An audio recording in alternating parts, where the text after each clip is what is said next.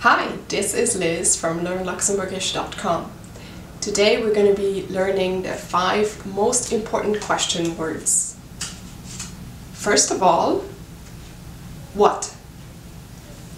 That. Second, we have where? Wo. Third, there's when. Wanneer. Fourth, there is how. Wie. And then lastly, there is why. Für wat. On a weekend day, we can, for example, ask, wat machst du heute? Wat machst du heute? What are you doing today?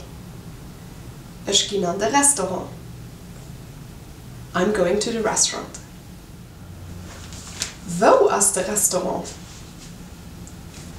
De restaurant is aan der Stadt. Where is the restaurant? The restaurant is in the city. Wanneer gehst du aan de restaurant? When are you going to the restaurant? Wie kommen wir an de restaurant? Wir fuhren mit dem Auto an de restaurant. How are we getting to the restaurant? We're taking the car to the restaurant.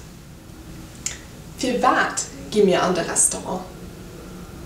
Wir feiern Silvester. Why are we going to the restaurant? We're celebrating New Year's Eve. Alles Gute am neuen Jahr. Happy New Year!